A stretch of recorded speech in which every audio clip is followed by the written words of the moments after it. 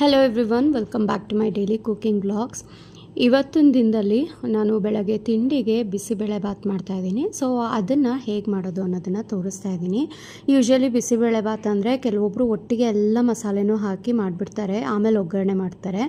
ಈ ರೀತಿ ಮಾಡಿದ್ರೆ ತುಂಬಾ ಚೆನ್ನಾಗಿ ಬರುತ್ತೆ, ಟೇಸ್ಟಿಯಾಗಿರುತ್ತೆ, ಹೋಟೆಲ್ ಸ್ಟೈಲ್ನಲ್ಲೇ ಇರುತ್ತೆ. ಸೊ ಇಲ್ಲಿ ಸ್ವಲ್ಪ ಜಾಸ್ತಿ ಮಾಡ್ತಾಯಿದ್ದೀನಿ, ಜಾಸ್ತಿ ಜನ ಇರೋದ್ರಿಂದ.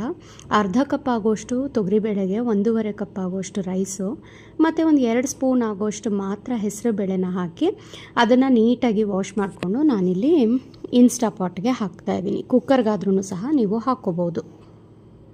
ಹಾಗೆಯೇ ಇದಕ್ಕೆ ಸುಮಾರು ಒಂದು 2 ಕಪ್ ಆಗುವಷ್ಟು ಮಿಕ್ಸ್ಡ್ ತರಕಾರಿ ಹಾಕ್ತಾಯಿದ್ದೀನಿ. ಕ್ಯಾರೆಟ್, ಬೀನ್ಸು, ನೆನೆಸಿಟ್ಕೊಂಡಿದ್ದಂಥ ಒಣ ಬಟಾಣಿ ಮತ್ತು ಆಲೂಗೆಡ್ಡೆ. ಗೆಡ್ಡೆ ಕೋಸಿದ್ರೆ ಅದನ್ನು ಸಹ ಹಾಕೋಬೋದು.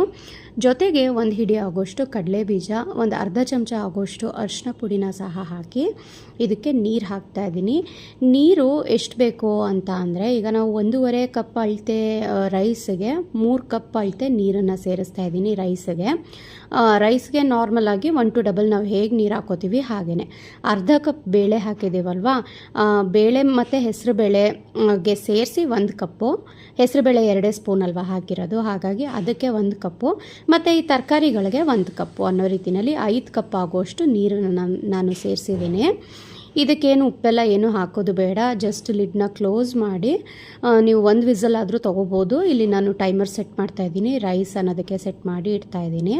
ಅದು ಸೆಟ್ ಆಗೋಷ್ಟರಲ್ಲಿ ಬಿಸಿಬೇಳೆಬಾತ್ಗೆ ಸೈಡ್ನಲ್ಲಿ ಒಗ್ಗರಣೆ ಮಾಡ್ಕೊಳ್ಳೋದಕ್ಕೆ ಎಣ್ಣೆಗೆ ನಾನು ಸ್ವಲ್ಪ ಸಾಸಿವೆ, ಜೀರಿಗೆ, ಕಡಲೆಬೇಳೆ, ಕರಿಬೇವಿನ ಸೊಪ್ಪು, ಒಂದು 2ರಿಂದ 3 ಆಗುವಷ್ಟು ಒಣಮೆಣಸಿನ್ಕಾಯಿ ಮತ್ತು ಇಂಗು.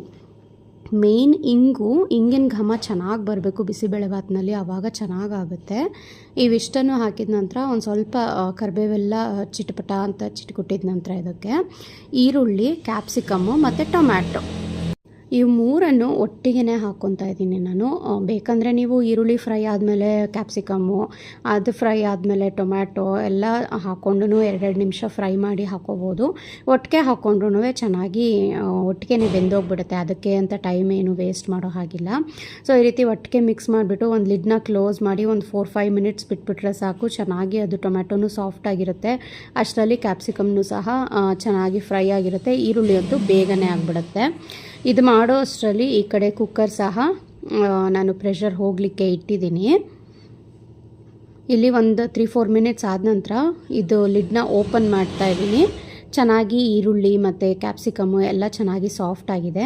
ಇವಾಗ ಇದಕ್ಕೆ ಒಂದು 3 ಟೇಬಲ್ ಸ್ಪೂನ್ ಆಗೋಷ್ಟು ಇನ್ಸ್ಟೆಂಟಾಗಿ ಸಿಗುತ್ತಲ್ಲ ಪ್ಯಾಕೆಟ್ ಬಿಸಿಬೇಳೆಬಾತ್ ಪೌಡರು, ಅದನ್ನು ಸೇರಿಸಿ ಇನ್ನೊಂದು ಸ್ವಲ್ಪ ನೀರನ್ನು ಹಾಕಿ ಮಿಕ್ಸ್ ಮಾಡ್ತಾಯಿದ್ದೀನಿ. ನಾವು ಎಷ್ಟೇ ನೀರು ಹಾಕಿದ್ರೂ ಬಿಸಿಬೇಳೆಬಾತ್ಗೆ ಜಾಸ್ತಿನೇ ಆಗುತ್ತೆ, ಅಂದರೆ ಇನ್ನೂ ಜಾಸ್ತಿ ಹಾಕಬೇಕಾಗುತ್ತೆ. ಸೊ ಇದಕ್ಕೂ ಸ್ವಲ್ಪ ನೀರನ್ನು ಹಾಕಿ ಮಿಕ್ಸ್ ಮಾಡಿಕೊಂಡು ಅದು ಸ್ವಲ್ಪ ಒಂದು 2 ಕುದಿ ಬರೋವರೆಗೆ ಕುದಿಸ್ಕೊಂಡ್ರೆ ಸಾಕು. ಆನಂತರ ಇದಕ್ಕೇ ಹಾಕ್ಬಿಟ್ಟು ಮಿಕ್ಸ್ ಮಾಡ್ಕೋತೀವಲ್ವ, ಚೆನ್ನಾಗಿ ಬೇಯುತ್ತೆ ಇದರಲ್ಲೇ. ಸೊ ನೋಡಿ, ಅರಿಶಿನ ಎಲ್ಲ ಹಾಕಿ ಬೇಳೆ ಎಲ್ಲ ಚೆನ್ನಾಗಿ ಬೆಂದಿರುತ್ತೆ ತರಕಾರಿಗಳ ಜೊತೆಗೆ, ಅಕ್ಕಿನೂ.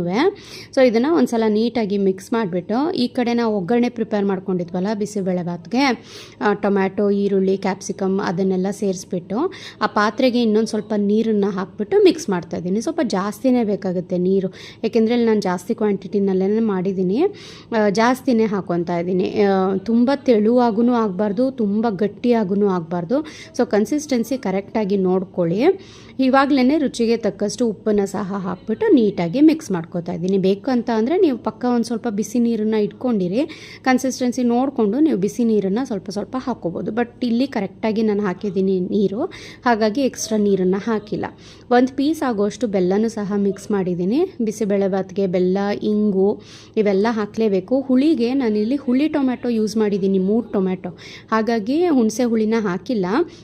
ನೀವೇನಾದರೂ ಆ್ಯಪಲ್ ಟೊಮ್ಯಾಟೊ ಅಥವಾ ಜಾಮ್ ಟೊಮ್ಯಾಟೊ ಯೂಸ್ ಮಾಡಿದರೆ ಒಂದು 1/4 ಕಪ್ಪು ಅಥವಾ ಒಂದು 2 ಸ್ಪೂನ್ ಆಗುವಷ್ಟು ಹುಣಸೆ ಹುಳಿನ ಹಾಕ್ಕೊಳ್ಳಿ, ತುಂಬಾ ಚೆನ್ನಾಗಿರುತ್ತೆ. 1 ಕುದಿ ಬರ್ತಿದ್ದ ಹಾಗೆಯೇ ಫೈನಲಾಗಿ ಕೊತ್ತಂಬರಿ ಸೊಪ್ಪನ್ನು ಹಾಕ್ಬಿಟ್ಟು ಸ್ಟವ್ನ ಆಫ್ ಮಾಡಿದ್ರೆ ಆಯಿತು. ಬೇಕಿದ್ದಲ್ಲಿ ನೀವು ಒಣ ಕೊಬ್ಬರಿ ತುರಿನೂ ಸಹ ಹಾಕ್ಕೋಬೋದು, ತುಂಬಾ ಚೆನ್ನಾಗಿ ಬರುತ್ತೆ. ಸೊ ನೋಡಿ, ಕಲರು ಕನ್ಸಿಸ್ಟೆನ್ಸಿ ಪರ್ಫೆಕ್ಟಾಗಿ ಬಂದಿದೆ ಬಿಸಿಬೇಳೆಬಾತು. ಹಾಗೆಯೇ ತರಕಾರಿನೂ ಅಷ್ಟೇ, ಹಾಕಬೇಕಾದ್ರೆ ಜಾಸ್ತಿ ಅಂತ ಅನಿಸುತ್ತೆ, ಬಟ್ ಕರೆಕ್ಟಾಗಿ ಬಂದಿದೆ. ಸ್ವಲ್ಪ ತುಪ್ಪ ಹಾಕ್ಕೊಂಡು ಬಿಸಿಬೇಳೆಬಾತ್ ಹೆಸರಿಗೆ ತಕ್ಕಂತೆ ಇದು ಬಿಸಿಯಾಗೇ ತಿನ್ನಬೇಕು, ಆವಾಗಷ್ಟೇ ಸಖತ್ತಾಗಿರುತ್ತೆ. ನೀವೇನಾದರೂ ಲಂಚ್ ಬಾಕ್ಸ್ ಬಾಕ್ಸಿಗೆ ಪ್ಯಾಕ್ ಮಾಡಿ ಕಳಿಸೋದಾದರೆ ಇನ್ನೊಂದು ಸ್ವಲ್ಪ ನೀರನ್ನು ಹಾಕಿ ಸ್ವಲ್ಪ ತೆಳುವಾಗಿರೋ ಅಂಥದ್ದನ್ನು ಪ್ಯಾಕ್ ಮಾಡಿ ಕಳಿಸಿ, ಆವಾಗ ಮಧ್ಯಾಹ್ನಕ್ಕೆ ಕನ್ಸಿಸ್ಟೆನ್ಸಿ ಕರೆಕ್ಟ್ ಆಗುತ್ತೆ.